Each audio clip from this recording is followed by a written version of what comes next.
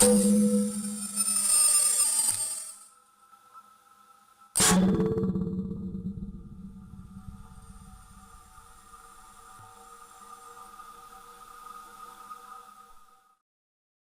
got everyone in from the waiting room, so let's go ahead and get started.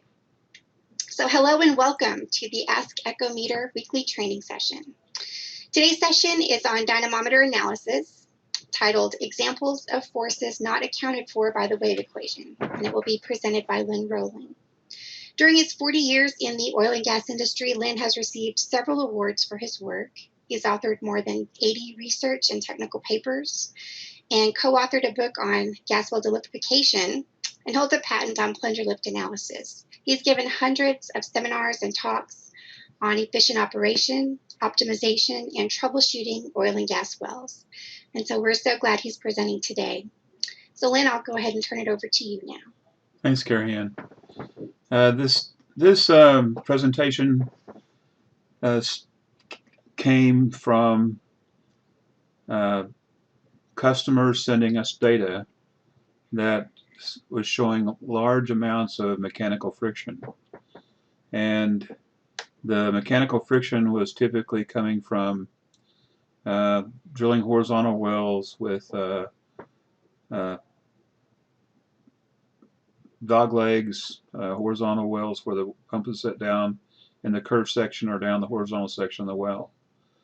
So we started talking about it probably several years ago, and then we've written a couple of papers. Both of these papers are listed on the screen. One paper, Lynn Rowlan, Clint Haskins, Carrie Ann Taylor, and Ken Skinner were authors, and then Norm Hine and I wrote a second paper. So those papers are listed on the screen here, and they'll be available for download on our webpage. Carrie Ann also mentioned that this presentation will be recorded, so that'll also be available on our support Ask Echometer webpage.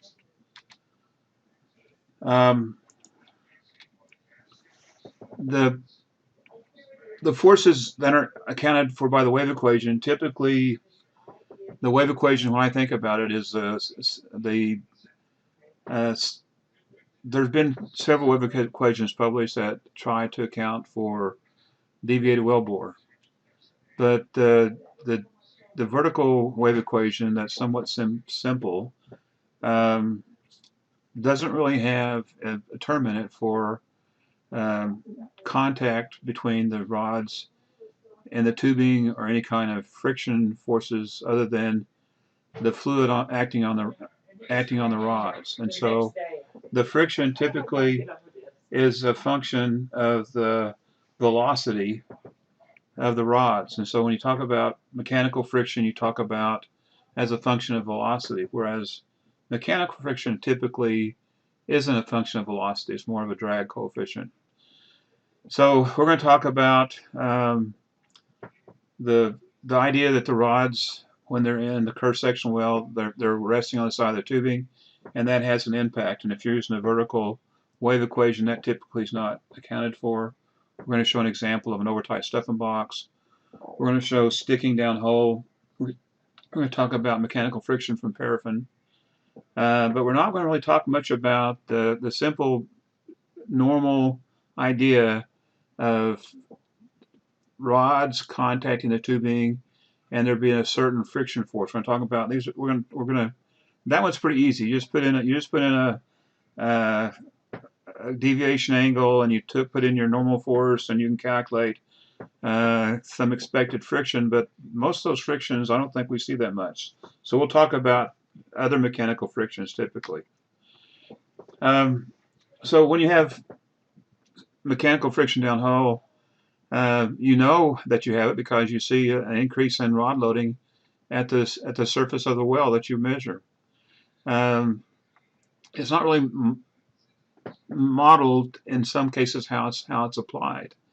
The frictional excess forces result in additional horsepower being displayed, which means the dynamometer card gets larger in area, and you have higher peak loads and lower minimum loads but we're typically assuming that the friction force comes from the rod and tubing sliding along the tubing. What we see often is we see the plunger velocity when downhole sticking becomes a problem go to 0. And that can happen during the upstroke or the downstroke. And we're going to talk about this idea of the relationship between plunger velocity or velocity downhole with respect to a sticking force. And that's something that we'll see several examples of. The rod string has a length and a diameter, and typically it's made up of more than one rod and more than one type of rod. Some fiberglass, some carbon fiber, some steel typically, and all those have different modulus elasticity, different amounts of stretch coefficients, which is called the rod string stretch coefficient, Kr, and we can use that to identify and help us identify the location of the downhole sticking. So this is a fairly simplistic surface dynamometer card. Here's our surface dynamometer card, and here's our pump card. And I show a plot here that says this is the load going up in the position horizontal. It's a change in position horizontally, change in load vertically. And if you take the load and divide it by the change in position, that's the slope of this line, which we call the spring constant of the rod string. And so the slope of this line, when you're not pumping them really fast, you have a lot of additional acceleration and echoes of the motion of the rods, you see the slope of this line representing the stretch of the rods, and they typically are thought to only stretch due to picking up the fluid load. So the height of the pump card is the fluid load. It's the wave equation views the fluid load applied to the bottom of the rod string, and when the rod loading increases here, we're picking up the fluid load being applied by the differential pressure acting across the pump.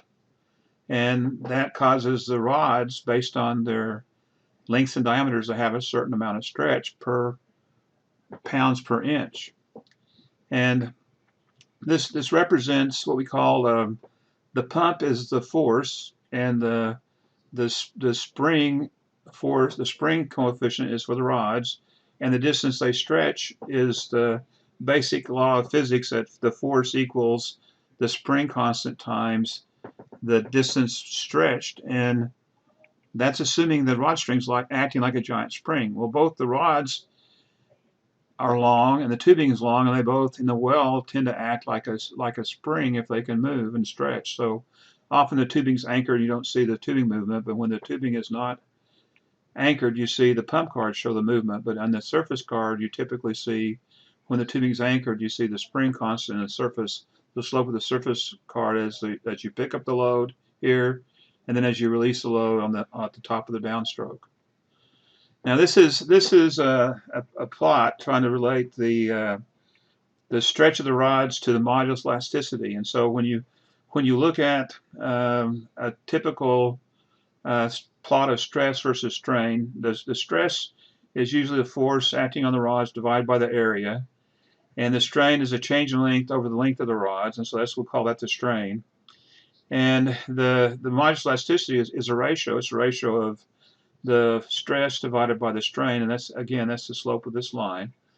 And that's a property of the rods, so the property of the material. So there's steel moduluses and fiberglass modulus elasticity and other types of materials that have different amounts of stretch versus change in length. Now the idea is that when you apply a certain force, then based on the properties of the rod, it's going to change a certain delta length. And if you double the force, you double the stretch. And so that's the property of this. And as long as the rod is below its yield point, then it's going to be elastic. It can stretch and unstretch, and the rods don't deform. But once you go past the yield stress, the real yield point, then the rods plastically deform, and they have no longer non-elastic change in length, and then they won't return to the original unstretched length if you overstress them or go past their yield point. Now, to come up with the equation for the spring constant, you have to have the area of the rod and the modulus elasticity of the rods, and you divide by the length, and that gives you the spring constant for the rod. And so each taper of the rod, each section has its own spring constant. And so if you're trying to determine the overall spring constant for a rod string, you have to take each individual rod separately, section of rod separately, and add them together to get the total spring constant, and then take a well, this is it's inverse. This is inverse, and so we solve for the Kr of the entire rod string taper, the whole rod string, using this type of equation right here. Now, this equation assumes that the rods are being stretched from the end of the rod string by the pump load, and if the rods are stretched by a shorter length, like it gets stuck right there, then the rod string is more difficult to stretch. It's stiffer, and so if you have a point where the rods stick, then the sticking causes the rods from this point to the surface to stretch, but below that sticking point you don't stretch, and so now you have a different spring constant. And that's important when you look at the surface dynamometer card. I'm going to go back just a second here. The slope changes. This slope changes when you have a sticking point that's not at the pump. So you'll see a change in slope if the sticking point changes to a point that, let's say, is higher up in the rod string. And we'll talk about that more. Now, this is a slide that starts to introduce some sticking. And this pump card shows a downhole problem, and there's no production of surface in this well. And the pump card looks like an upside down shoe. And the spring constant here, based on the rod string in the well, it should be, the slope of the surface card should be along this line, and if you look, the line is much steeper, which indicates that there is a shorter section of the rods that are stretching. So a lot of the presentation we'll talk about is this concept of a surface spring constant not really matching up with the stretch of the rod string that you expect you should have based on the sucker rods that are ran in the well. Now, it's a lot easier to drill a vertical well, and we've kind of stopped as an industry drilling very few vertical wells anymore, and most of the wells that we drill are typically horizontal wells, and that ends up, in some cases, we've been drilling the wells fast to reduce the cost, and the faster we drill it, the typically lower cost.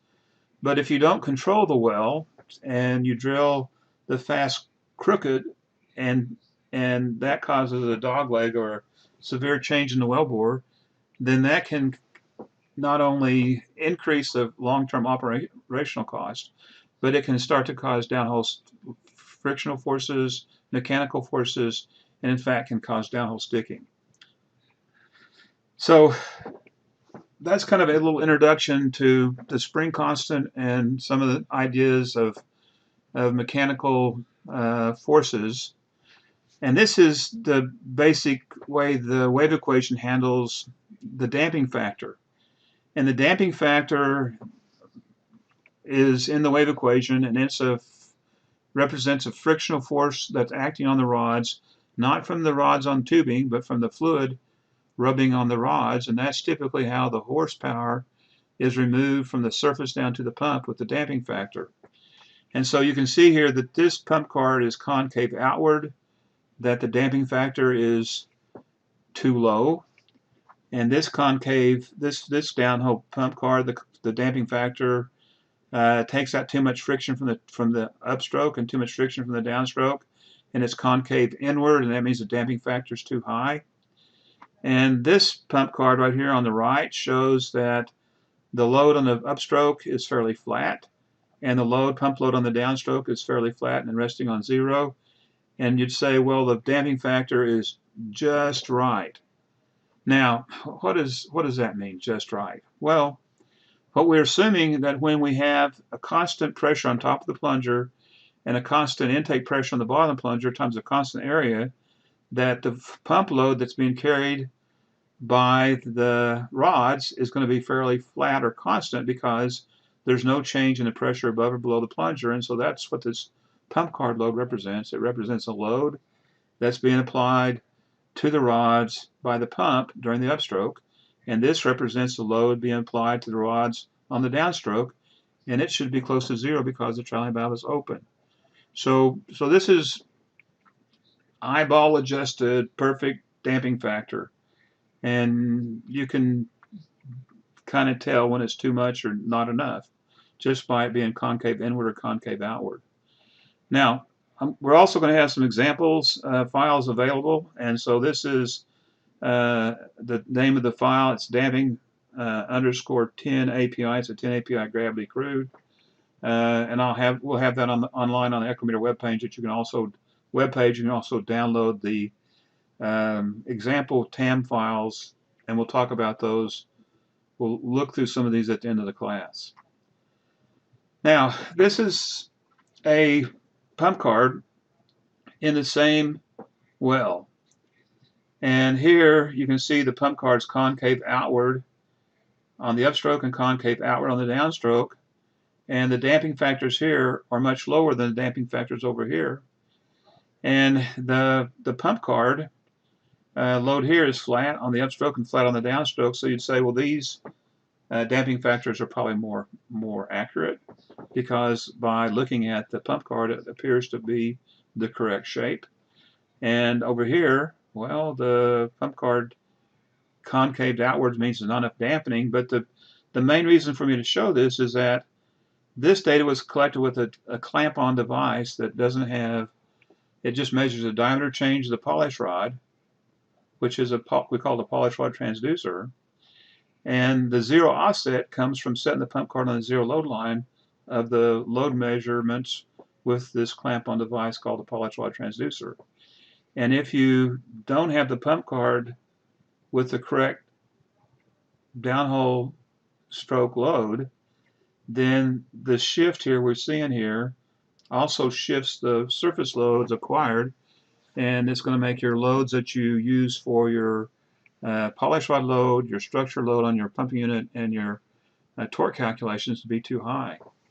Too high on the upstroke and too high on the downstroke by this extra mechanical friction that's not removed by the damping factor, or this extra fluid friction not removed from the rod string by adjusting the damping factor.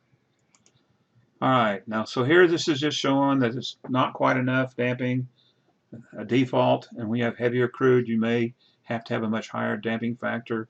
We'll see an example of that later. Here's a well that has mechanical friction in the well that's being applied to the rods, and we have a before and after card that are overlaid on top of each other. The blue is before. We can see that we have a decrease in the downstroke loads on the downstroke. We can see that the loads on the upstroke are higher. We can see that the pump card stroke is shorter, and we can see that the area is more in the blue, more horsepower work's being done before, and once the well is treated for, in this case was treated for paraffin with hot water, that the minimum loads in the pump card came up and the pump stroke got longer and the peak load went down and the minimum load came up. And this is an example of some type of mechanical friction. In this case it was paraffin, but it could be scale.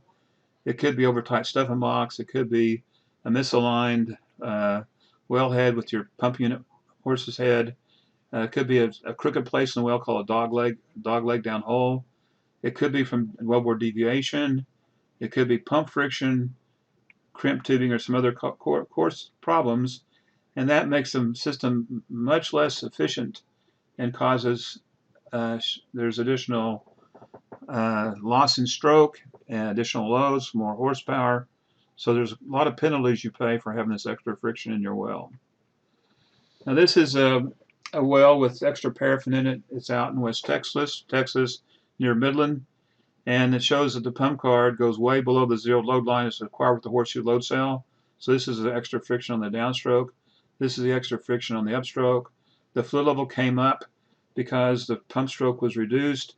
We stopped. This is a valve test here. We're pumping right here, and we stop on the upstroke, and there's a load versus time on the upstroke, and it can't be higher than this dash green line because that's the weight of rods in air plus some in fluid plus the maximum fluid load. So that's what the maximum load line should be, and it's higher than that. Well, this distance higher than that is due to this extra mechanical friction on the rods from this paraffin.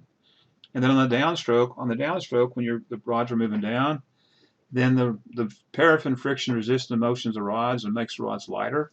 And so when we stop, we see that this load is less than it can be. The rod string in fluid weighs this dash green line, and it can't be less than that. Well, it can only be less than that if there's some kind of mechanical friction holding up the rods, or there's maybe some rods are missing. But in this case, it's paraffin friction holding the rods up. Now this is the same well that has, and this is the example of the well name. So when you download this PDF of this file, you can also download the examples and find this example and go through and compare and use this data if you'd like to better understand. But in this well, they would shoot fluid levels on these wells. When they see a high fluid level, they think, well, it's time to hot oil the well because we had the wells that were pumped off, and now the fluid has come up, and we've lost downhole stroke, and so the paraffin is reducing our downhole stroke. So this is an example where there's no gas flow up the casing. The fluid levels come up high enough to stop the inflow of gas, and the fluid level's high. It should be down deeper, and so it's time to treat the well.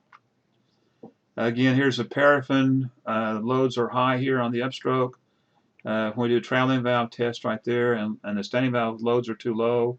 And notice this distance from here to here represents the paraffin on the downstroke. And when you release the brake and the rods start moving backwards down, then that paraffin, the brake was released right there, and that breaks the friction, and that's this distance here is exactly this, pretty close, the same distance right there.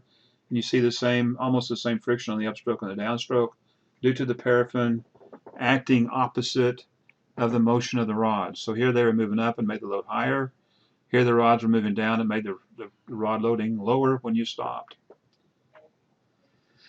When you look at the surface dynamometer card, you see a vertical line at the top of the stroke, and that vertical line is the reversal of the mechanical friction. So we're going up right here, and then we turn around and start going down, and that creates a change in the friction opposite the motion of the rods, and so you typically see a vertical line at the top and the bottom, the vertical line right there, due to the reversal of the direction of the rods because of friction. Mechanical friction acts opposite the motion of the rods. You can see here the pump card shows right there the friction is being released on the downstroke, and that slope right there is directly related to that vertical line right there, and you can't see it, but there's a slope right here, and that relates to that vertical line right there. So when you have mechanical friction that's going to reduce the downhole stroke, tends to make the fluid level come up higher. The friction is opposite direction of the motion of the rods, and that causes you to see a vertical line at the top and the bottom of the stroke on the surface card. The pump card, if you have a lot of mechanical friction, usually goes above the fluid load line. Calculate from the fluid level shot, or even the FO max line if you're pumped off, and go below the zero load line. You'll see the standing valve load when you stop to weigh the weight of rods in fluid to be less than the calculated theoretical weight of rods in fluid. And so the unaccounted friction, it impacts the shape of the pump card. It increases the area, which means more horsepower. It reduces the efficiency of the system. All right, so here's a well. We've got an animation of the position in polish rod position in green and the polish rod load in red. Now, if you were to plot a normal well that's pumping properly, you'd see that the load and position wouldn't be 1-for-1. This is a 1-for-1 relationship. And so this is what you would expect to see and what you usually see when you have a pump that's stuck down hole in the bottom of the barrel. And so here the load is increasing load, and then at the top of the stroke, decreasing load. And then on the surface card, you see that the spring constant for this rod string is 190 pounds. And so the stretch of the rods picking up the load follows the 190-pound load, and then it goes right back down the same slope. And so this is an example of a rod string where you're stretching the entire rod string from the pump to the surface. The slope matches, but there's no downhole pump stroke because all of your surface stroke is lost to stretch. So the surface stroke is 64 inches. Okay, 64 inches of surface stroke from here to here. The spring constant is 190 pounds. And so if you take the surface stroke times the spring constant, that's 12,160 pounds. We call that SKR. That's how much of the load has to be applied, increased, when you increase the surface stroke 64 inches. If you lose all that surface stroke to stretch, it takes a force of 12,160 pounds. And this is a typical normal example of a stuck pump in the bottom of the pump barrel. Now, this is close to the previous example, except when this operator came this well, he said, oh gosh, look, I've got all kinds of extra mechanical friction here, and my pump stroke is very short, and so I'm losing a lot of my surface stroke to stretch. And so this is all stretch here on the upstroke and unstretching, and so I've got 18 inches of downhole stroke at your pump. It's only making about 12 barrels a day, and you're losing a stroke due to paraffin. And so once they treated the well, you can see that the blue is the previous data that we just saw. The black is once they've treated the well with for paraffin, and now you have increase of production out to 100 barrels per day versus 10 before. And notice that the pump card just goes up to the height where it should be based on the load calculated from the fluid shot. So this is where you'd like to see your pump card be if you don't have any excessive mechanical friction from paraffin, and that your paraffin treatment was effective.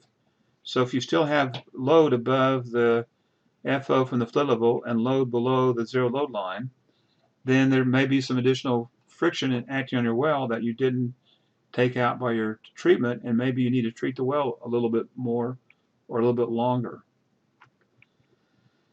This is a well up in North Dakota, and this data came from Ken Skinner. I called Ken one day and said, Ken, I'd really like to go to one of your wells and have a well that has a low fluid level, the pump is full, and then take your crescent wrench and over tighten the stuffing box. And so he put the crescent wrench on the stuffing box at the surface, and he tightened it down until it started to squeal. And now this is the additional horsepower. See, this surface dynamometer card is larger than this before surface dynamometer card, so the extra area is 1.2 horsepower, or 15% more horsepower by just increasing the tightness of the stuffing box. Now, the force he applied was at the surface, at the stuffing box. And when you look at the pump card shows this extra force on the downstroke and this extra force on the upstroke and the downstroke. So you see this extra force here that wasn't applied at the pump. And so the wave equation doesn't know that a force was applied at the polish rod at the stuffing box. And so that extra 1.2 horsepower stays in the wave equation calculations and ends up at the pump. And so that doesn't make much sense. So the horsepower belongs at the surface, not at the pump. And so this extra height on the upstroke and extra height, minimum lower loads on the downstroke indicate extra mechanical friction, but it doesn't indicate it's not at the pump. And so the pump card's kind of like the trash can. Any forces that are applied anywhere from the surface of the dynamometer data down to the pump card, the wave equation assumes that the force is being applied at the pump, typically. So we modify the TAM software to add in a stuffing box friction force if you want. And so when you add the stuffing box friction force of 500 pounds, now the pump card looks correct, and the surface card is still too large. But I'm wondering out loud here, if I put this extra stuffing box friction and I don't tell anyone, then it doesn't show a problem, it doesn't show excessive friction. So if I go talk to someone, I might want to show this pump card like that and say, look at all this extra friction we've got in the well, and I'm pretty sure it's from the stuffing box. And look, once we adjust the stuffing box friction, let's go out and see if we can't fix this problem just by lubricating the stuffing box and maybe repacking it.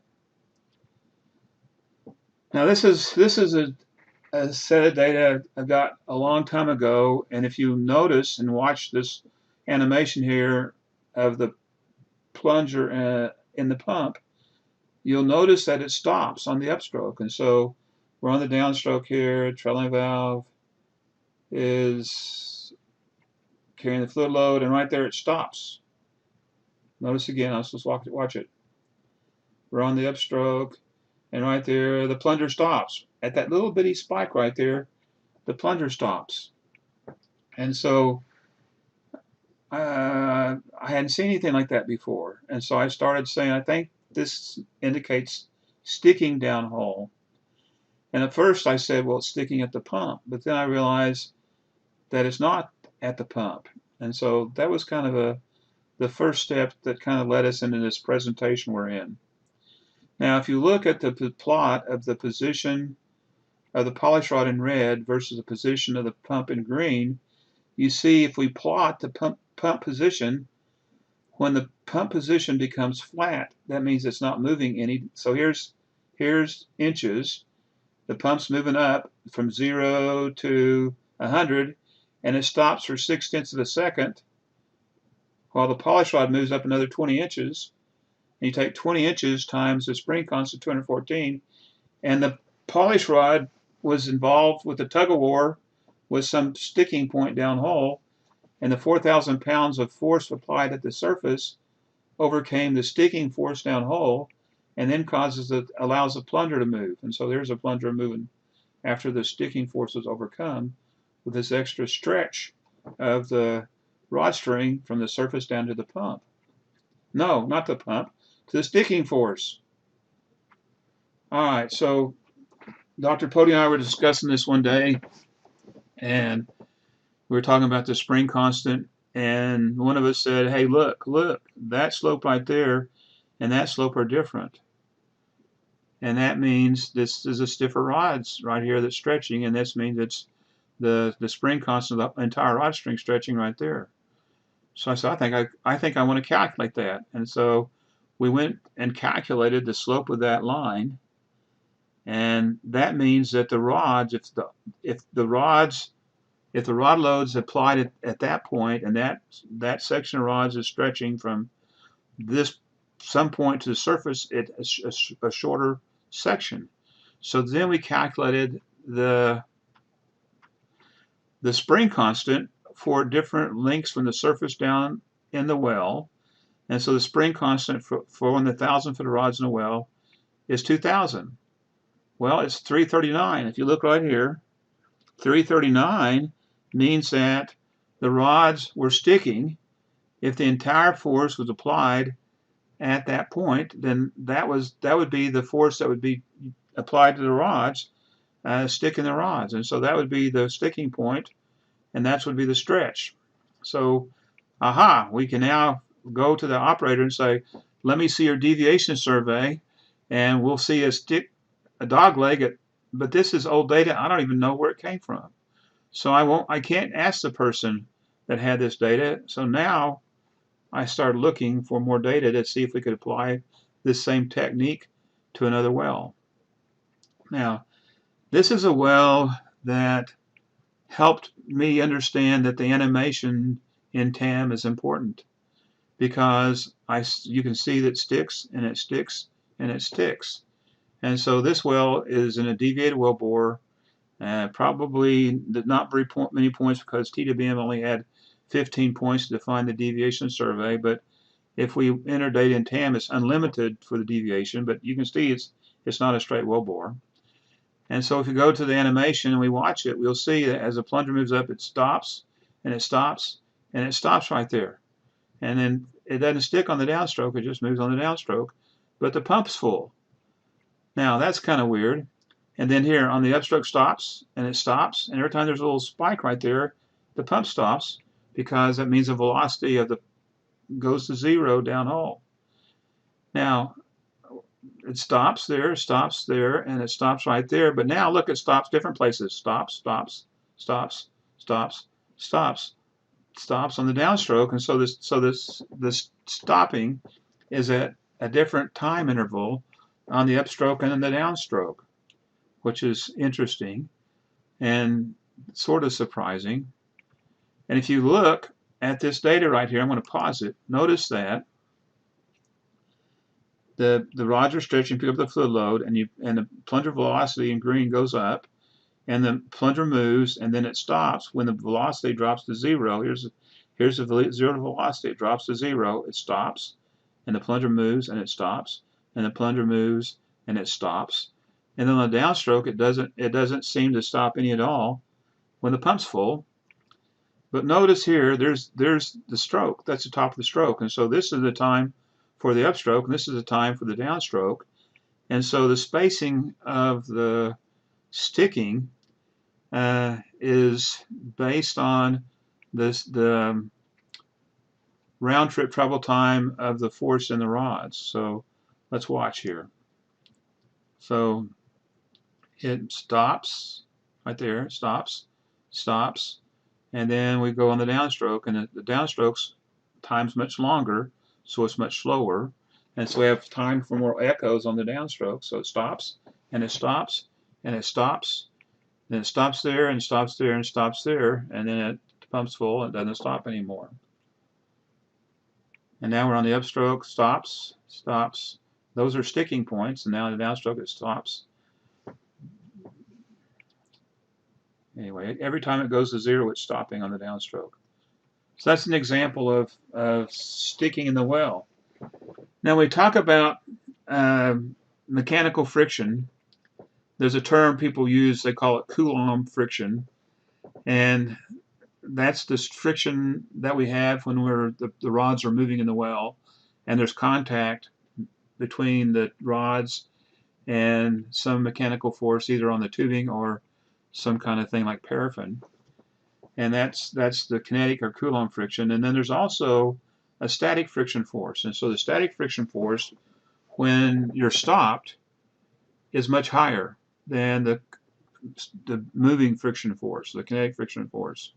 And so we really have two forces that we're having to deal with in the rod string that have to do with mechanical friction. One is if the rod stops, then the static friction force takes over. You have to pull harder than you do if the rods aren't stopped, because that's a lower sliding friction force that occurs. So this is a well up in Wyoming. Clint Haskin was involved with writing the first paper, and this is some data he collected on a well. And he sent this data to Echometer and said, look at this well, look at all this extra mechanical friction. And I said, yeah, you acquire this data with the polytrod transducer, and all this friction right here is plotted above the maximum, but probably half of it's on the upstroke and half of it would be plotted on the downstroke, and probably right there, that's where the friction is being released. And so really the friction, these lines should be below the zero load line. And it has a rod string in the well. It's got high strength rods, 1 inch 7/8, 3/4, 1 inch sinker bar, and then 300 feet of 1.5 inch sinker bars. And a week later, he sent me the data on this well and said, what's wrong with my well? It changed. And he acquired this data with a horseshoe load cell. He acquired this data with a polished rod transducer. And notice with the horseshoe load cell, about half of the pump cards below zero, and about half of the pump cards above zero. And the surface loads are centered around the weight of rods and fluid. And you would think that if you're measuring the weight of rods and fluid on average on the upstroke, there's no pump load. And so if there's no pump load, then the pump card should be flat. But the pump card's not flat. And so Clint said, there's no production of surface. And I said, well, I don't think your pump is attached. I think you have a rod part down in your pump, because the average load here is the weight of rods and fluid, but there's no production of surface, and this pump card looks really weird. Looks like an upside down shoe. And so this is the stretch of the rods right here. So here's the stretch of the rods. That's called the spring constant, and we can calculate that as 1,478 pounds. But if all the rods were stretching, the slope of this line should be 142 pounds per inch. And so there's something going on here. It doesn't look like, it looks like a shorter section of rods are stretching. And so there's no production of surface, and we're gonna try to figure this out by removing the rods from the bottom of the rod string toward the surface, and we're going to see how this spring constant changes as we have less and less rods being stretched. And once we get the correct amount of rods attached to the load cell, this rod stretch line will match the stretch of the rods that we measured in the well. So we're going to reduce the rod string until we get this line and that line to match. So that's what we measured, 1,478 pounds. And this is what we calculate based on the entire rod string stretching. Okay, but there's only a shorter section of rods are stretching, since this is much steeper. And so we take off the weight bars, which is 300 foot of 1.5 inch rods, and look, they're missing, and the spring constant's changed from 142 to 143, and it doesn't match. So we need to take off some more rods. And every time we take off some rods, this pump card is going to change shape and move up toward the surface card, and it's going to change shape because we're going to take away the calculations from the wave equation through the rods that we're removing. So now this pump card represents the load that's applied right there. If all the load was applied right there to create this surface dynamometer card. So now we're going to take away some more, which is this 3/4 rods and the 1 inch rod. And notice it's changed some, it's moving up. And now the spring constant is 233. It doesn't match 1,478. And next we're going to take away the 7/8 inch rods, and it still doesn't match. It's getting closer. Now it's 631 versus 478. And all we have left is 1 inch rods. And so we say, well, what if we take away enough rods to make it match? So we take away about half the rod string. And at 1350, it matches exactly. We calculate the spring constant it's not within one pound per inch. Exactly, it matches 1479 versus 1478. So we say, aha, we know that the rods are sticking at 1,350 feet from the surface. And so I knew who had this well, so I said, Clint, can you send me the deviation survey, because I think there's a bad dog leg at 1,350 feet from the surface. He said, sure. So here is the deviation survey, and sure enough, there's a dog leg severity calculation, and right there at 1,371 feet, exactly the same depth, well, pretty close, is a 2 degree dog leg. And that 2 degree dog leg was causing all that mechanical friction. So that's a problem. That's a problem that's causing the rods to stick. Now, when we plot the spring constant in this well versus depth, the program calculated, so all I did is just take off those points and plot them in Excel, and there's the plot of the spring constants versus depth. And here's the deviation survey. And the old rule of thumb is if you have a dog leg between 0 and 3 degrees dog leg, that's okay. Don't worry about that. Well, that only applies to wells that are typically less than, I don't know, 6,000 foot deep. And so we didn't change the rule of thumb. When we started drilling wells down 10,000 feet in horizontal wells, we didn't change that rule of thumb. The rule of thumb isn't any good anymore because in this well, a dog leg of 2 degrees at 1,371 feet resulted in an excessive amount of friction that causes severe downhole sticking. Well, here's another well. Looks kind of the same. Look, this pump card goes backwards. What's this backward slope? What's the backward slope? Well, let's go back over here. Look, that's got backward slope. This is backward slope. Where'd the backward slope come from? Well, the wave equation knows how to calculate the forces down the rod string. And so this force at the bottom of the rods right there is required to calculate that force with the wave equation from the surface. So the surface force is that, and the only way that surface force can look like that is if there's a force like that at the pump. Well, there wasn't a force like that at the pump. There was a force like this at 1,350 feet from the surface, about a 10,000 pound friction force acting on the rods. A 10,000 friction force acting on 1,350 feet of rods made that load at the surface.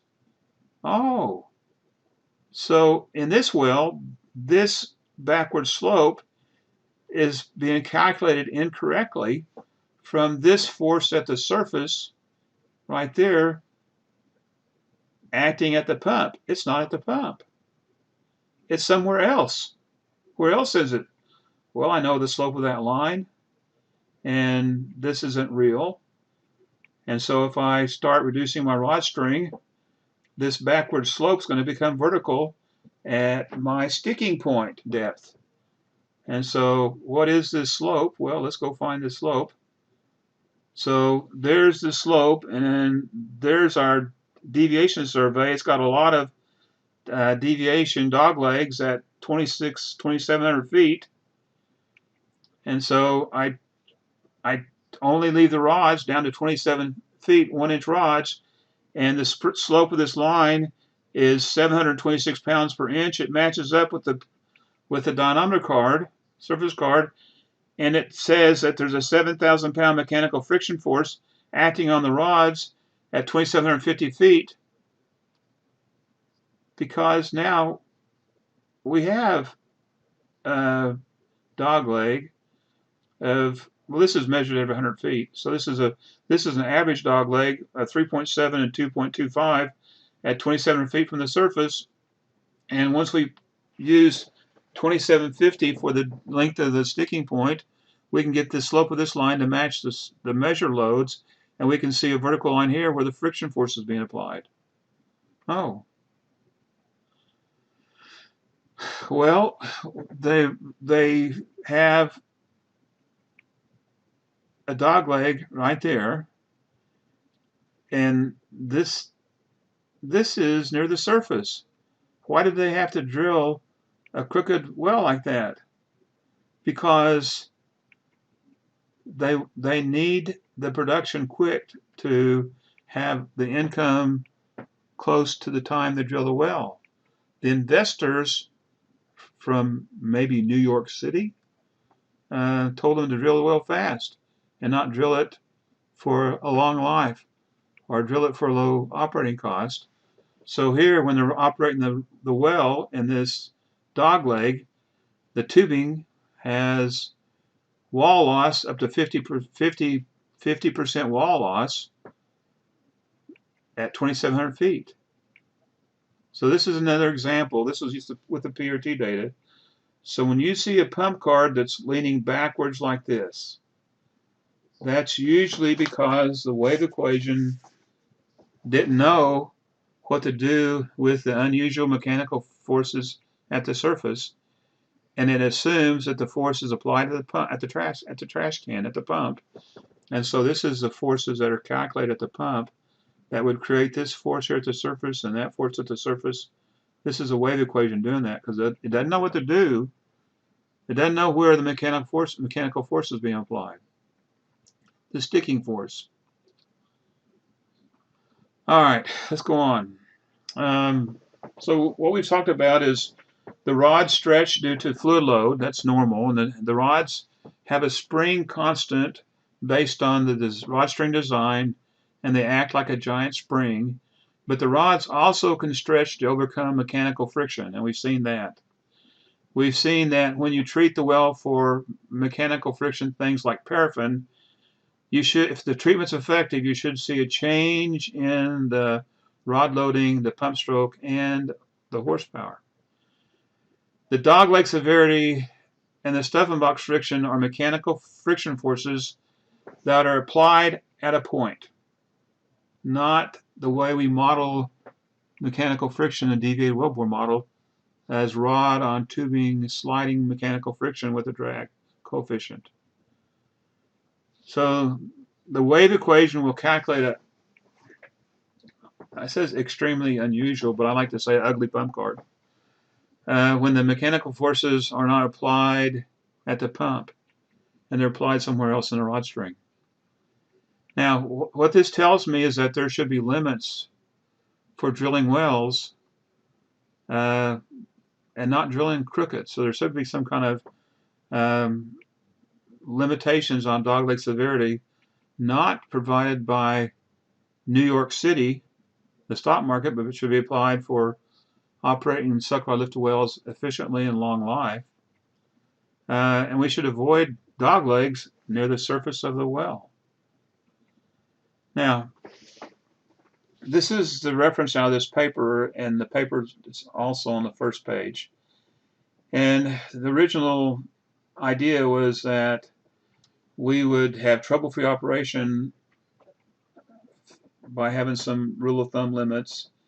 Usually the wells were less than 5,000 feet. And we measured the change in angle over 100 degrees per 100-foot stations. And we've added some new recommendations in this paper based on some of the data that we've seen. And so the old rule of thumb was that from 0 to 3 there was no problem. Well, that's not true. That's a bunch of cussing and hollering right there. It said, the old rule said from 3 to 5 you have increased wear and friction, and then for greater than 5 degrees you'll have problems. But it really depends on where the dogleg is at. Probably shouldn't be using a 100-foot station.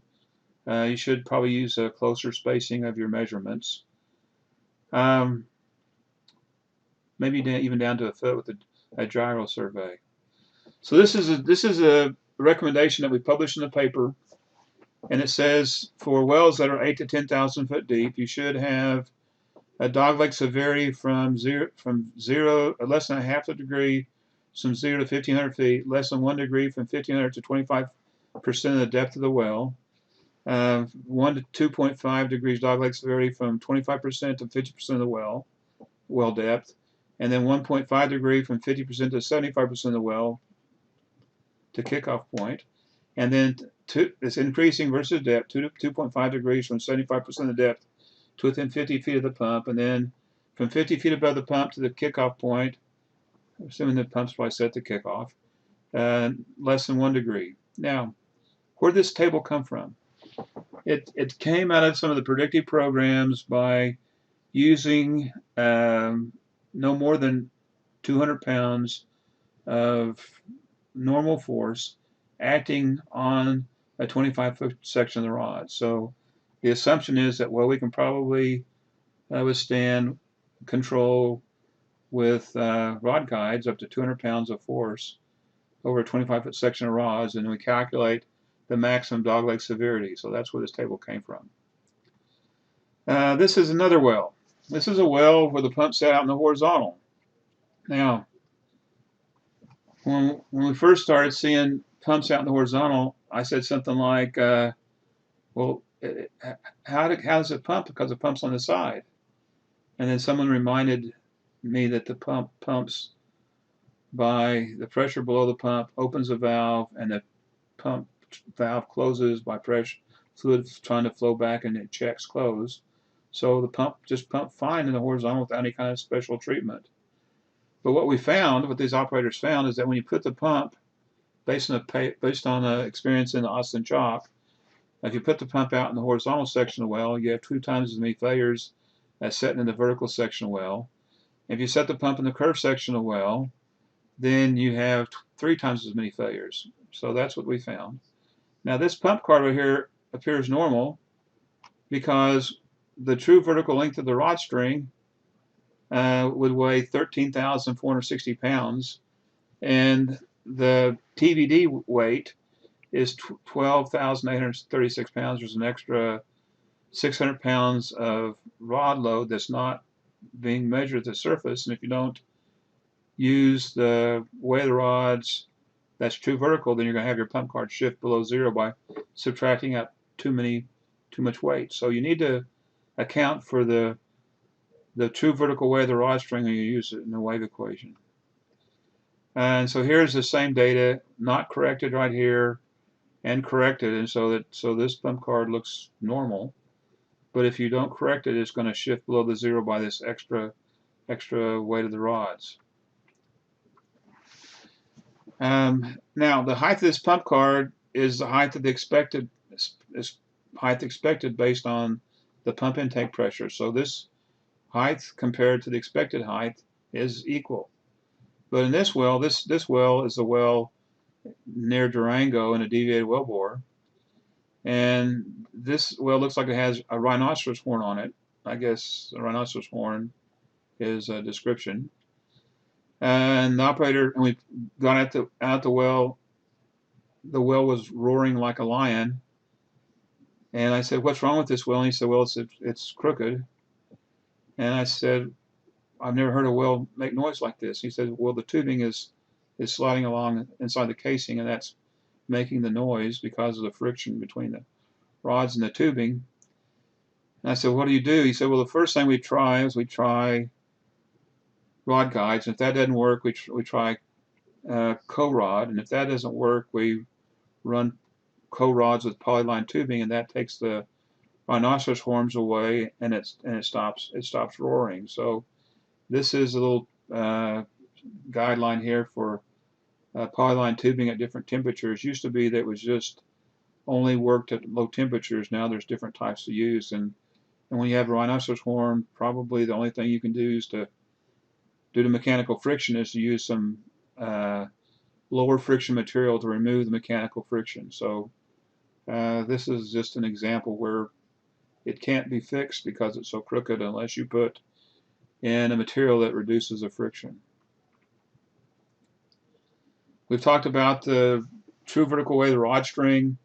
You need to make an adjustment for that. If you set your pump below the kickoff point, you tend to have a higher failure rate. The experience has shown that it's 3 times more in the curved section of the well. It's 2 times more in the horizontal section of the well. If you want, I can send you the reference for that. If you email me, I'll send you the reference for that.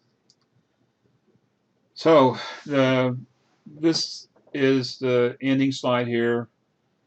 The pump card represents the load that the pump applies at the bottom of the rod string. But if there's other mechanical forces applied along the rod string from the surface down to the pump, the wave equation doesn't know typically how to remove those forces, and they end up at the pump, and the pump becomes their trash can for unaccounted for forces. We've talked about mechanical forces. We've talked about the true vertical way of the rod string. We talked about overtight stuffing box, severe dogleg, mechanical friction forces. All these forces impact the measured surface loads. They impact the downhole stroke, the horsepower, plunger velocity, rod loading, and along the rod string.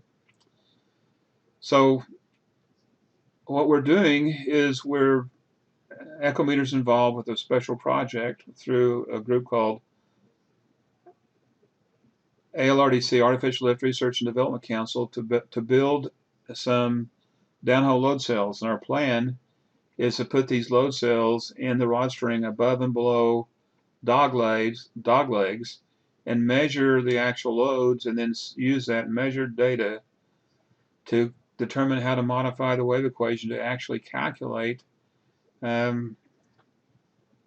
the mechanical friction be applied downhole. And so that's what we're working on. Kind of a volunteer project. We've got the first prototype built. We're going to run it in a well fairly soon. So that's kind of where we're at right now. Any questions or comments? Gustavo, I guess you're doing the questions. Yes. Yeah, we have a few questions here, but let me start with we have one question says, does sticking damage the rods? Yeah. That's a good question. If we go back and look at this right here, this is a well that had this original shape right here, and so this backward shape represents mechanical friction calculated at the pump from a force of 7,000 pounds acting at 2,700 feet. The friction force. So that friction force right there, and there's like 7,000 pounds. It's at a depth of 2,750. And when they ran the survey, the wellhead inspection report showed that there was a wall loss of 50%. So yeah, rods on tubing will rub away material, and this shows that. So yes, absolutely causes downhole damage to the rods and the tubing, and an increased failure rate. Good. If you can refer to slide number 9 or 11, it's the same. So the question is, why does the downhole is plotted below the FO from the fluid level? Yeah. Okay, so this line right here, the load from the fluid level and the maximum load is calculated based on the pump intake pressure being 0. And so if you have 0 pump intake pressure, you have to have more lift. But if the pump intake pressure is high fluid level, then you have to lift up less load because the well is helping lift up a portion of the rod. So the difference between this point and that point is the lift provided by the intake pressure from the fluid level. That's why this line is above. That's why this line at 0 pump intake pressure is higher than this line right here at the pump intake pressure from the fluid level shot. Is that your question? Well, I think yes, for the loads below the FO. Well, actually, if you go to the lower. Right, because this is when you the mechanical when you this we're adjusting the damping factor, and so we'll show this example here in a minute. But when you increase the damping factor from the top on the upstroke, it makes this line go down. And if you make the damping factor too high, it's going to push this load line below F where it should be. And so if you have the damping factor just right, it's right at the fluid load line from the fluid level. So if we go to an example here, here's this well right here in TAM, and if I go to the damping factor, it's called pump card analysis, and I'm going to move it right here, and I'm going to increase the damping factor on the upstroke and see how it's going down as I go up, and see I just keep on increasing the damping factor. So when I get the line fairly flat, I'm going to stop adjusting it, and if I increase the damping factor on the downstroke, it's going to go from the bottom, take away from the bottom. See how it crushes it from the bottom. But this is data from the PRT, so the PRT collapses on 0, data collapses on 0, but you're still crushing it from the bottom. Good. Yes, we have some complementary answers from the participants, like saying that the dyno card loads might be below the FO line when the fluid level is not picked correctly, or when they have the wrong pump size. Yeah. So if you had if this load line was flat and the FO from the fluid level line didn't match up, then that could mean that the fluid level could be interpreted incorrectly. It could mean that the plunger size is the wrong size. We have another question from Rinzi. It has a loss of a stroke on a pump card versus surface card is considered under travel. I kind of answered that one.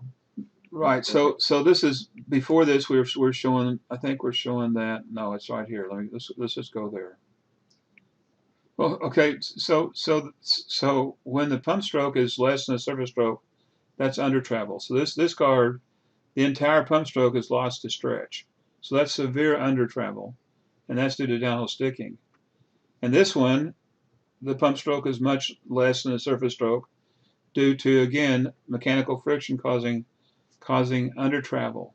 Okay, and this one right here is another example where we remove the mechanical friction as black line. Now you have a much longer stroke, but still this pump stroke is less than the surface stroke. So normally the surface stroke is going to be longer than the pump stroke unless you're pumping fast. We have fiberglass rods and you have a lot of over travel due to the elastic behavior of the rod string. So normally when you pick up loads, you're going to lose surface stroke to stretch. That's normal. And so if we go into this one right here, this is a plot. The plot of the surface stroke in red, and the green is the pump stroke, and the pump stroke still is less than the surface stroke due to, again, under travel rod stretch. Right. We have another question. When you were talking about the paraffin treated well, right? Do you use hot oil or hot water? Do you also use a paraffin solvent? That's a great question. In fact, these two data sets came from the same company. When this data was collected, it's been about almost 20 years ago. There was a big discussion in industry about hot oil plus or hot water, and a lot of companies would take the hot oil from their tank and from their tank bottoms where the paraffin would collect, and so they would take the oil that's saturated with paraffin and heat it and put it in a well, and that would cause the new well to have paraffin problems because the paraffin was saturated out of the tank. And so there was a big push then to stop using hot oil because you're moving the paraffin problem from well to well because the paraffin the problem was in your tank. And so they started saying start using hot water because there's more molecules of water. You can get the heat deeper with hot water. But the hot water didn't work because this was hot water here unless you put a paraffin solvent in with the water. So still they still had problems when you're using only hot water, and probably not enough treatment. But this is a well treated with hot water. It still has a paraffin problem, but they weren't using a solvent along with hot water. So if you can either use hot oil that doesn't have any paraffin in it, because then it has room to absorb the paraffin as it moves in the well, or you can use hot water with a crystal modifier or a paraffin solvent. So those are that'd be my recommendation. But you shouldn't use hot oil from the bottom of the tank for sure. Okay. Thanks. Before going to the next questions, I'm gonna just bring the last topic back on the under travel. It's a good comment from Joy saying that a bad rod string design, especially with fiberglass rods, a bad rod string design can cause under travel. Yeah, excessive under travel. Yeah, if you have even a big pump, you can cause excessive under travel by putting a too big of pump, or putting a fiberglass rod string in and going slow with a big pump, or a really rod string that's small that can stretch. So yeah, all those can cause it. Good comment. I have another question from Andres Solano asking, why does the software not consider the rod guides in the rod string and pump section? That's a good question. We've never really put the frictional forces in the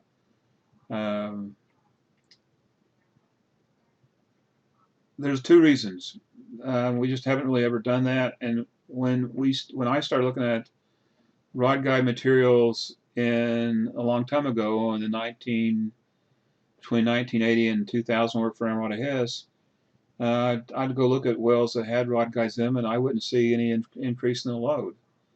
So I didn't think that rod guides created that much additional friction. In fact, they don't create much additional weight. They don't create, if they're not too abrasive, they don't even show up. That's what my experience has been. Now, if there's a lot of abrasion, they can show additional friction. Okay. We have another question from Joy. If you can refer to slide number 24, I think you were, and he's asking, wouldn't you see the sticking point on the downstroke also? Right here. This one doesn't show that. Let's go back to, yeah, so this slide right here kind of, that point right there, the load kind of decreases, and so you could say, well, maybe it is in the pump because you see an additional friction on the downstroke and you see this additional friction on the upstroke. Yeah, the pump doesn't stop. If you go look at it, you don't see the pump stop, so I don't see the friction force on the downstroke. So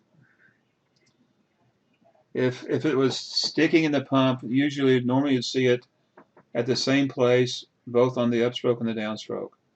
But yeah, I've wondered about that. If that additional friction there is that friction that we're seeing up here, but I don't see a spike. So we have a question on slide 28 about that. Is a comment and a question. Say, appears the well was drilled with a lot of doglegs, and how do you fix this occurrence? And we have a comment replying to that from Andres and saying that maybe increasing the number of rod guides, and it can be used as design software like Roadstar to know the specific points. Well, you have to take away the mechanical friction. So if you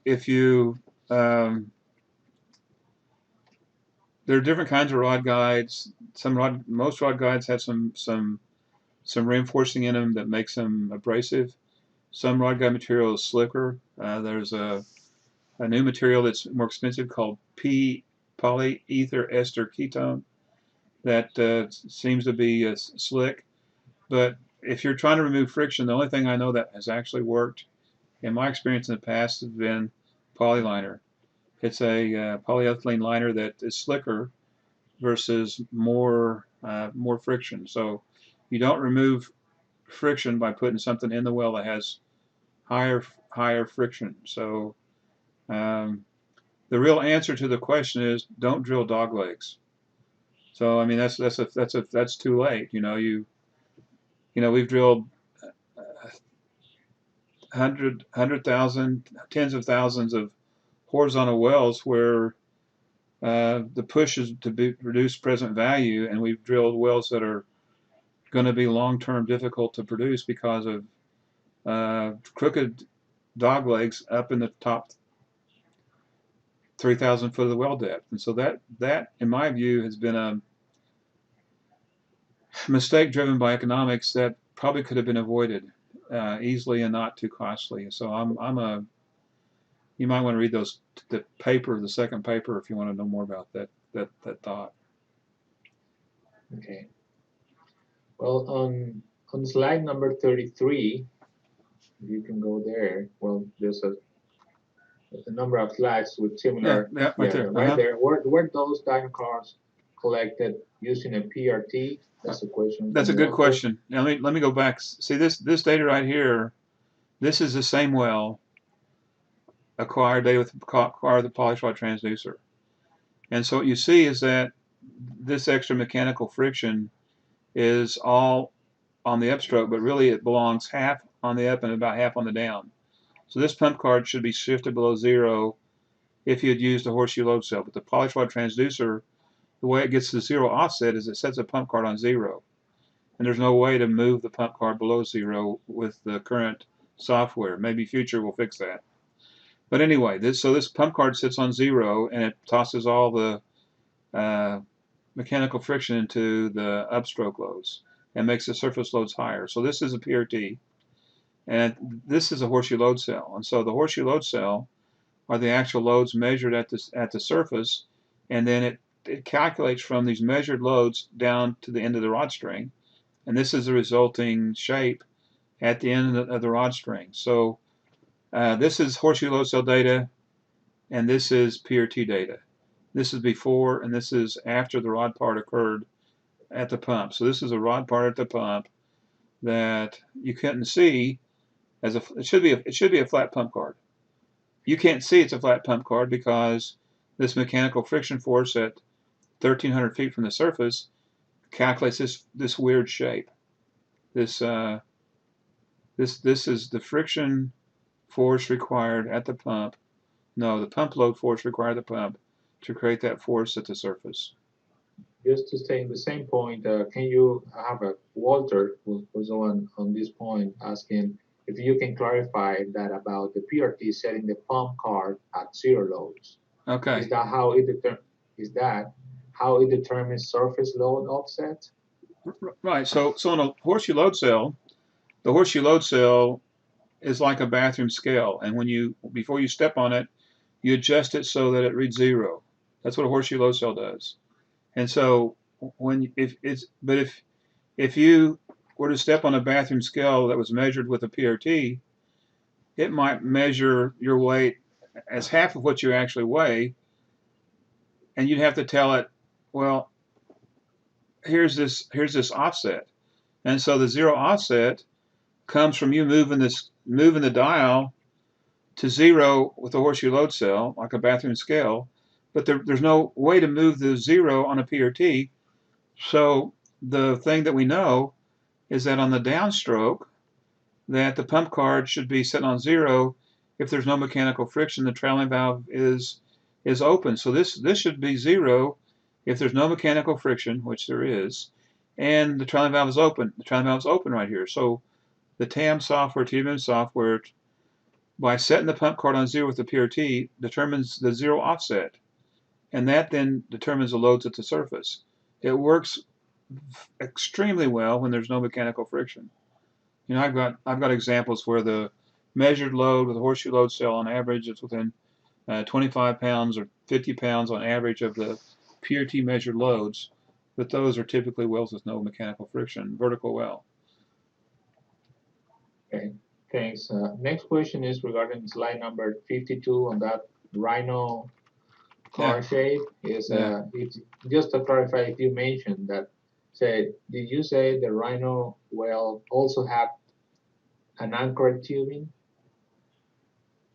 I have to go look because I don't remember.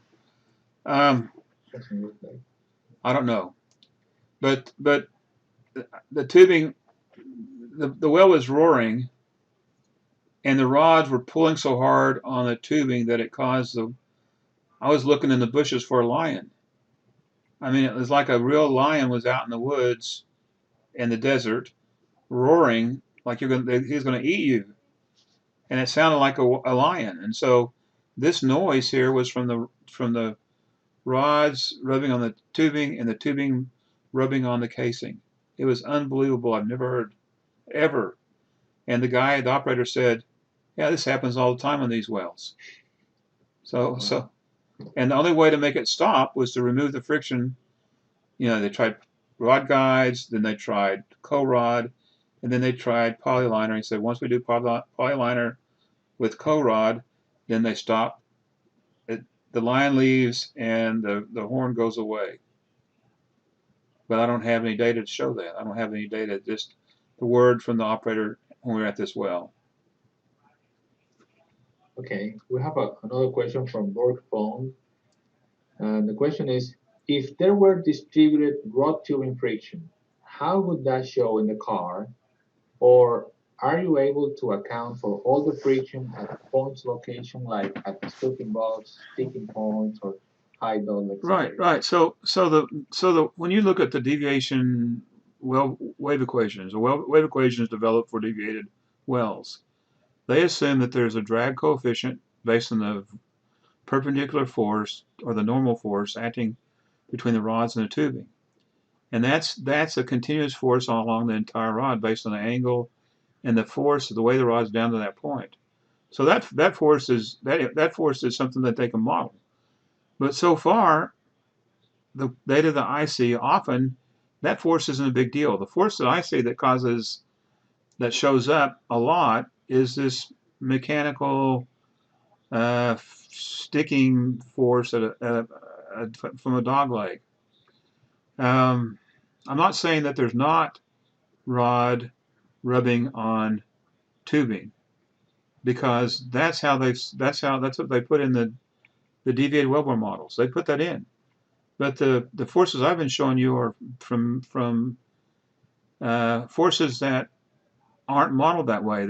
These forces are forces at a point along the rod string. We don't know the magnitude of the force or the location of the force typically. And just recently, we've realized that the slope of the stretch of the rods is starting to tell us where the force is and the magnitude. So those two examples I showed you are trying to show you where the force is.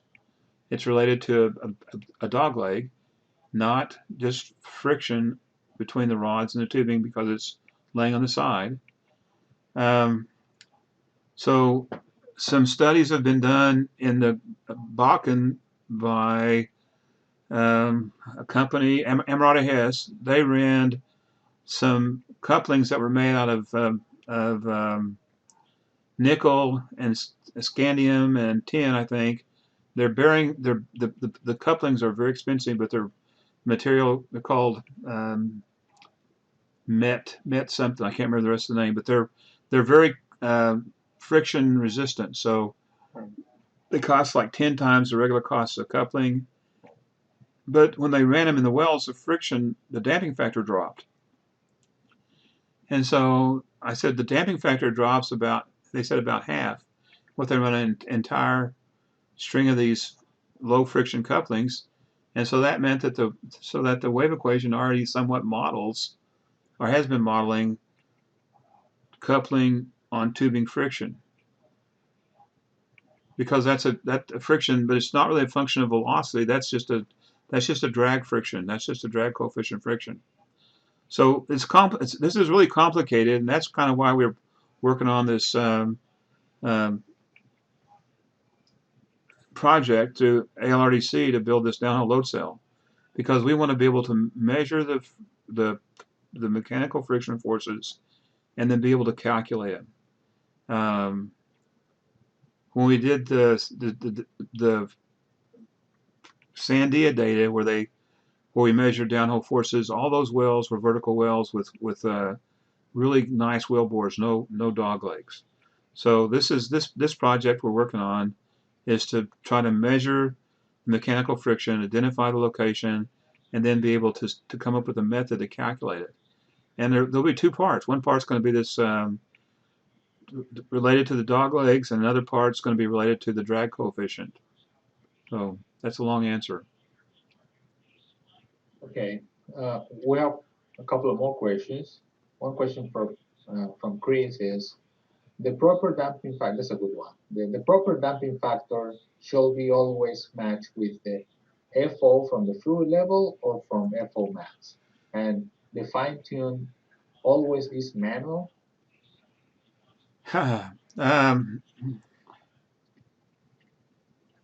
Inside TWM and inside TAM, there's a reset button that defaults to damping factor.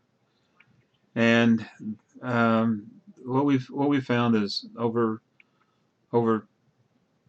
30 years of experience that you can estimate the damping factor based on the well depth and be reasonably accurate when there's not a viscous crude in the well.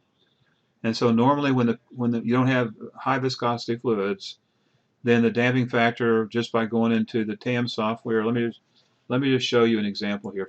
If I bring up TAM right here, and this is the same example, if I go into pump card analysis and I click reset, that reset button right there is going to reset the damping factors based on depth.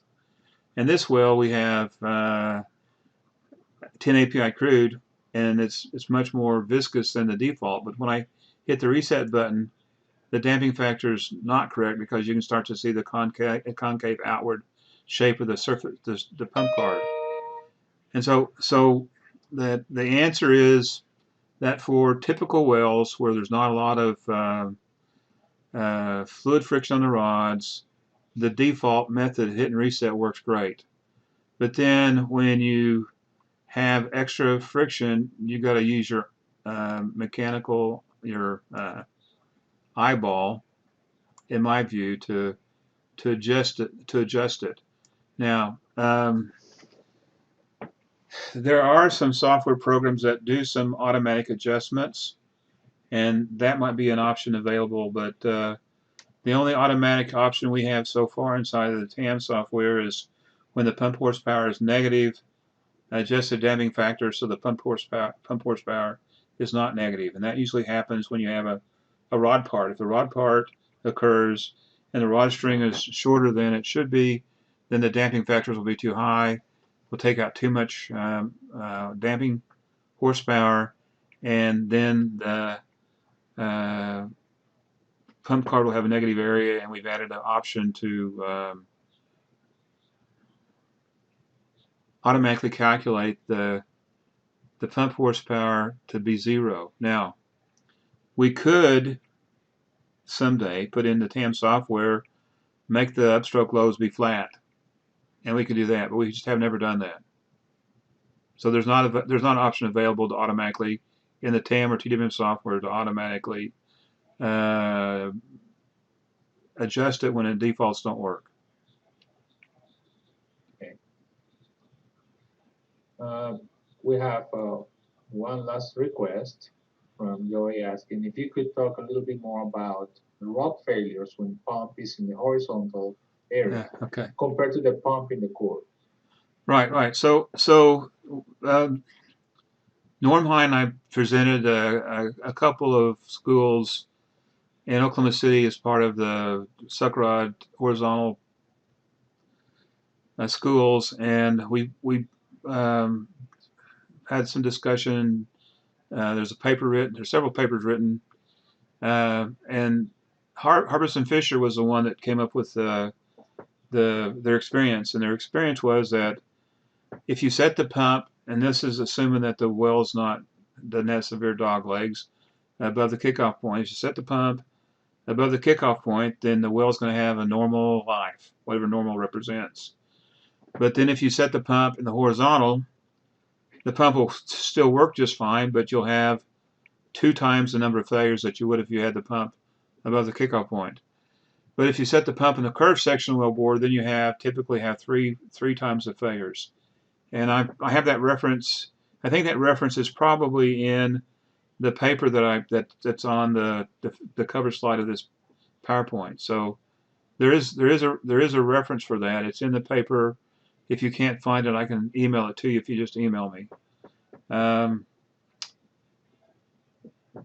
long time ago, 20 years ago, I was working with a technician that had wells in the Cedar Anticline up in Montana, and they had been bought. Let's see who bought it. Continental Resources had bought that field, and the owner of Continental Resources told the technician and the operators of that field that he paid a lot of money for that field, and he wanted to get every drop of oil out of the wells, and he wanted all of his pumps in the horizontal. And I didn't know that, but I talked to the technician one day, and I said, "You've been sending me a lot of data, and these wells have a little extra friction." And he said, "Well, they ought to have extra friction because every pump's set out in the horizontal." And I said, "Well, the pump's pumping just fine. I would expect to see more problems with the pump." He said, "Well, they pump fine. It's just that we have more friction." And then 6 years later, I was teaching a class in Tulsa, and many of the engineers, I don't have many, several of the engineers from Continental Resources were there. And I said, "You guys, I'm impressed. You guys are here for the class, and you guys run all your pumps out in the horizontal." And they all looked at me like I was crazy and said, "We don't do that anymore because we couldn't afford the high operating costs."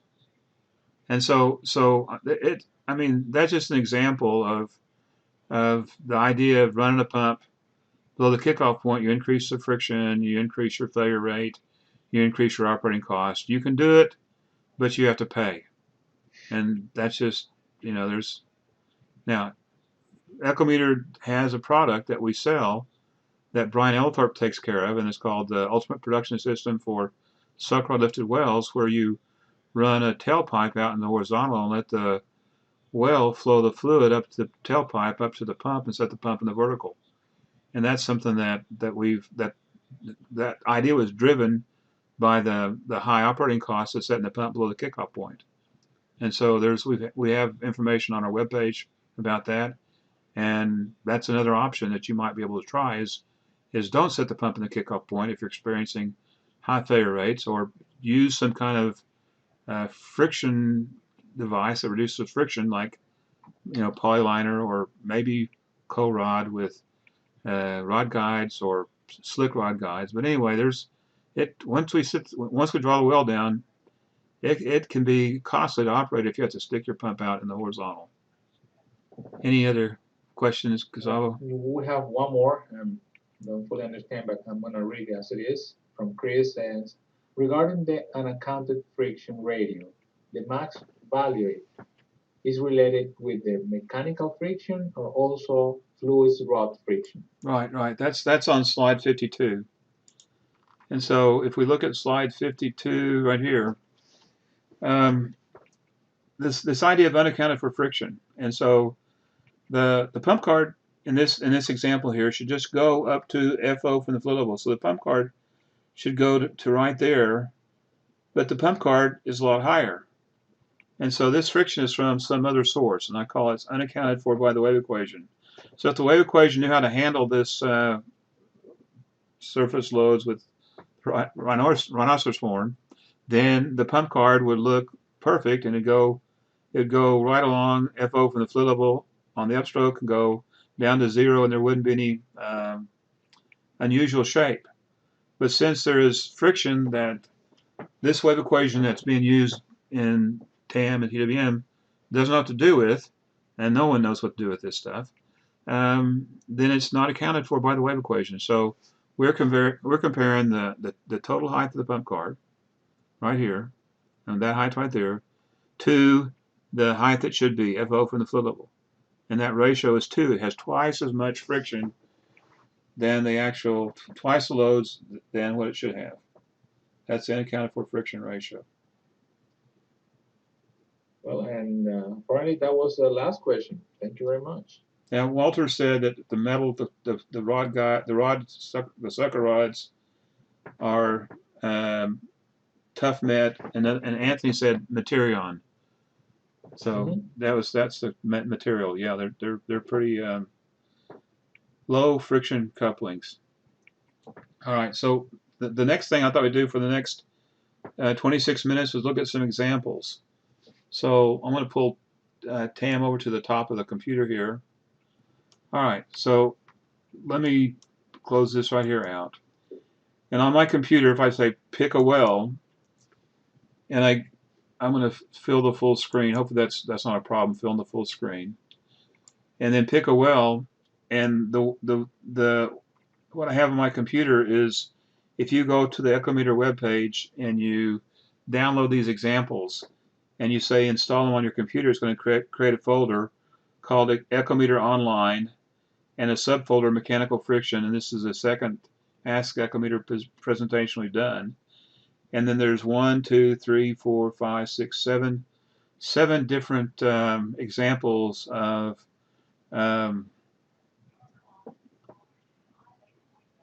mechanical friction problems. And so we've looked at this one right here, which is the well that in the background, which is called Damping Tin API. And someone, I think, wanted to know, I don't think I have the rhinoceros horn here as an example, but this is the stuck pump, the one that's stick, the stuffing box friction, and the unaccounted for wellbore friction. So I'm going to go to the stuffing box friction one first. And the reason for that is I want to show that this is the overtight stuffing box here, and this is the one that's not overtight. And so when we go to the overtight stuffing box, and we click on the pump card analysis button, what I want you to notice is that the pump horsepower here it's about 7.3, and that's with the default damping factors that we've set by, well, we went into pump card analysis and we hit the reset button, and that gives you the damping factor on the upstroke and the downstroke based on normal fluid viscosities and assuming a vertical well. And then we have this stuffing box friction in the TAM software, and the stuffing box friction is around 500 pounds. And so Ken had a calibrated crescent wrench. He put exactly, that's kind of a joke, 500 pounds of stuffing box friction, and that then makes this pump card look a lot like the one. Let me show you the one before. So they look very similar. So this pump card and the pump card with 500 pounds of stuffing box friction look almost identical, but you really can't tell that there's all this extra mechanical friction because you took it out. Now I'm going to go into annotations and remove this annotation called the FO from the fluid level. So I'm going to click on annotations, and there's the load line calculated from the fluid level 3,910 pounds. I'm going to remove that and then say OK. And what I want you to notice here is this little transition isn't quite done perfect, because it has to do with how we remove this mechanical friction force. What we said was that when the rods are moving up, take away 500 pounds, and the rods are moving down, take away 500 pounds, and then run it through the wave equation. So this piece right here is that little funny shape is because we didn't quite transition the loads correctly from plunge velocity moving up to velocity moving down. That's something that we may need to fix later on, but it worked pretty well. I mean, it does a decent job on removing that stuffing box friction. So that's one of the things I wanted to show you. This also shows that vertical line. You see a vertical line on your surface card when you have excessive mechanical friction near the surface. That means that there's no rod stretch, and there is what? A change in direction of friction based on the change in the upward versus downward velocity of the polish rod. So if we go to the analysis plot and look at the analysis plot and look at here is the position of the polish rod in red, and if we put the load at the polish rod load, there's no vertical line right there. Okay, but this becomes a vertical line if you let me plot this velocity here, polish rod velocity.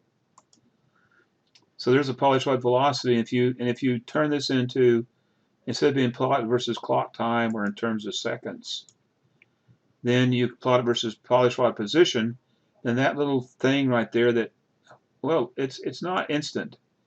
It starts right about there, and that time is 6.1 seconds, and it goes to right about there, and that time is about 4/10 of a second. So the friction reversal occurs over about 4 seconds of time, and it becomes a vertical line since it's at the top of the stroke. So let me show you what happens here. I'm going to change this from the elapsed time to polish rod position, and see how that vertical line occurs right there. That's the reversal of the friction. It's resisting the load. It's a friction on the rods, and when the rods change direction, it has to change direction of the friction. So that's that vertical line. You should expect to see that if the friction's near the surface, or if it's being released, you should see that. Now, I'm going to pick another well. Does anybody want me to look at a particular well? We still have some time. I've got 20 minutes. So the one I want to show you is the let's see, I think it's stick and release upstroke. Okay, now this one right here is the one we talked about as a little spike. And so if we go back and look at the surface card and the pump card, and this little thing right here, I thought that's at first I thought, oh, that's not much. It's not much load, but if you look at it, let me show you this right here. If you watch the pump and you watch the plunger over here and the polish rod, the bridle, the carrier bar, watch what happens when you get to right about here. Right there, the pump, the trailing valve stops, the plunger stops. And then as we move up, right there, the polish rod moves up a lot. See, the polish rod right there moved up a lot. That's like 20 inches of position change. And the load, look at the load. See, from here to here is like 20 inches of stroke. And the load changes a lot, but the pump's still in the same place. That little bitty thing right there is a huge change that's the tug of war I talk about. So from here to here, the polish rod moved up 20 inches from 120 to 140 and applied the spring constant to the rods by stretching them. And the spring constant is probably more than 214 because it's not at the pump. But the plunger just stops. So the plunger stops and the polish rod moves up, and that's the giant tug of war, and that makes this little spike. The wave equation draws that little spike, which it doesn't look like that, but that's what the wave equation draws. And so when you get to the very top here, right about there, then when the plunger takes off, see the plunger's moving there, and the polish rod's not moving at all. It stored all that 20 inches of stretch as energy in the rod string. And so the release of the energy from here down to there is the plunger moving when the sticking force down hole has been overcome. And so this is a to me a very interesting example because this is much steeper. That means it's sticking up hole. It's steeper than this, where it's 214 pounds. This is 214 pounds over here. Look at the presentation. And then right there, we overcome the sticking force, and it moves. Doesn't move very much on the polish rod, but it moves. Geez, it moves 30 inches down hole, which is the release of that stretch causing the plunger to move. Now, this is a vertical line. See this vertical line here? That means that we're overcoming some downhole sticking force that's occurring downhole. And so the idea of looking for a vertical line on the surface card at the top and bottom of stroke usually indicates that you're overcoming some kind of mechanical friction force. As the friction is being overcome, released, the loading is dropping off as the friction is released.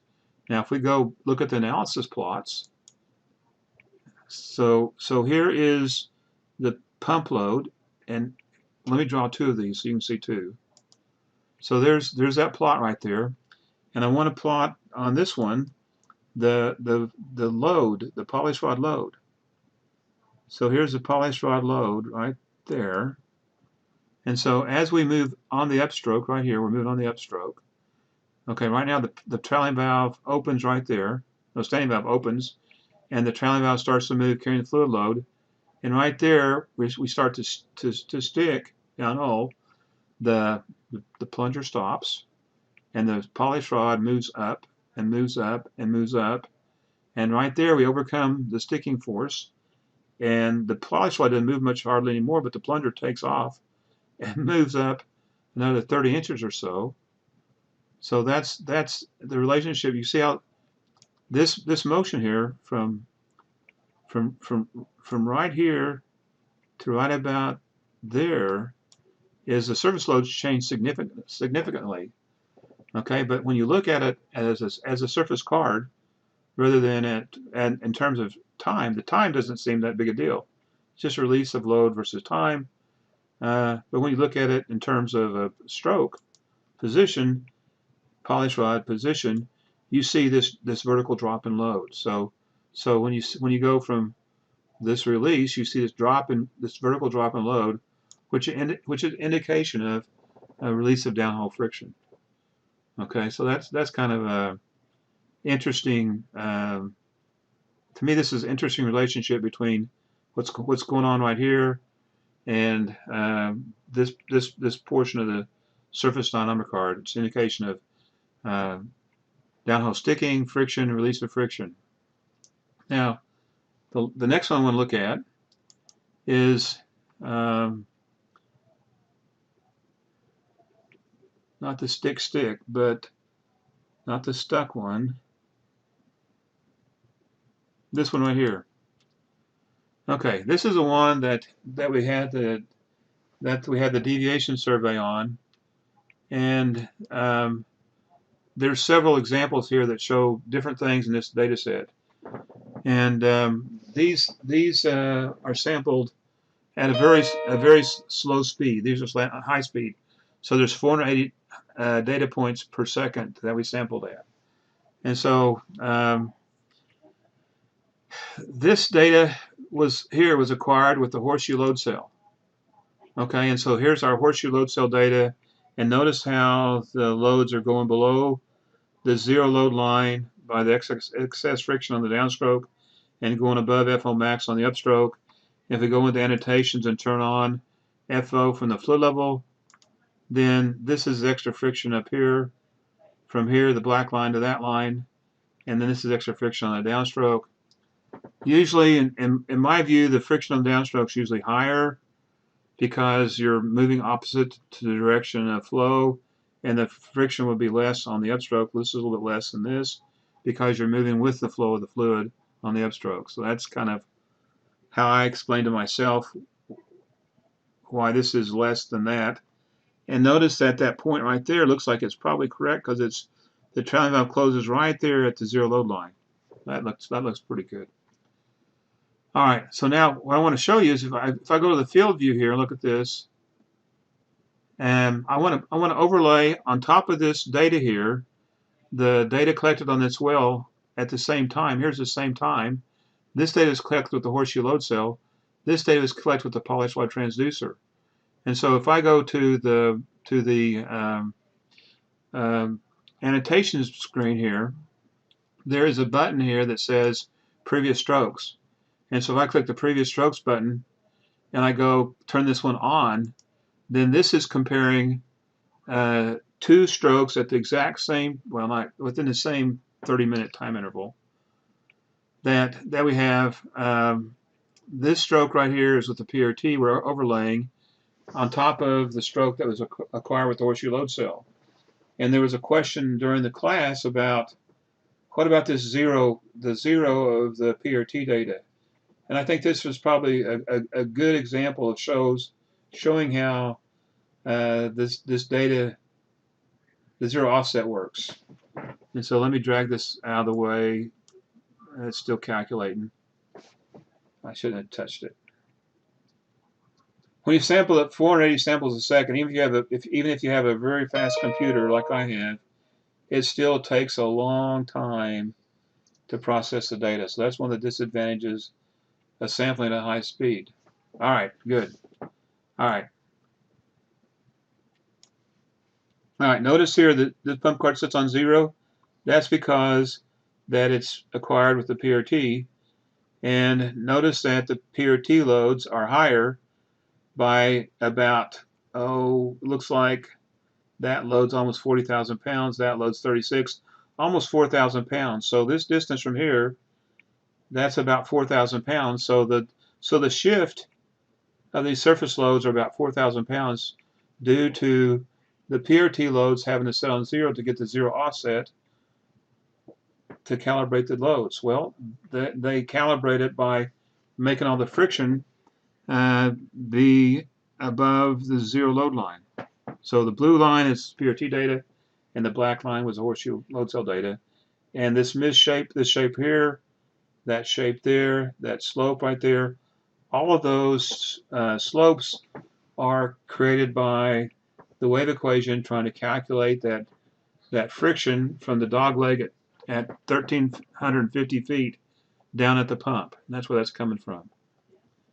Does anybody have any questions or comments about that? Carrie Ann, you want to summarize? We'll talk about this. We can. So the recorded video of this session is going to be available on our website on Friday on our Ask Echometer page. And I put a link out there. Let me do that again real quick.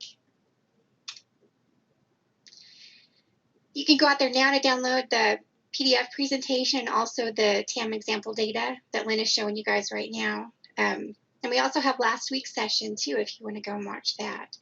Next week's session is going to be on plunger lift, and we hope to have a schedule up for the next several weeks so that you guys can have a better idea of what we have planned. And if you have a suggested topic, please ask us to create a session on it. So that's why we're here, and we want to get you the information that you need. And we appreciate all of your questions, and if you have any follow-up questions for Lynn, we welcome your calls and emails. If I have you on the registration, then I'll go ahead and send you a link for next week's session automatically and from here on out. So we certainly appreciate your time today, and we look forward to seeing you all again next week or in future sessions. All right. Well, thank you guys very much. Hope you enjoyed the presentation.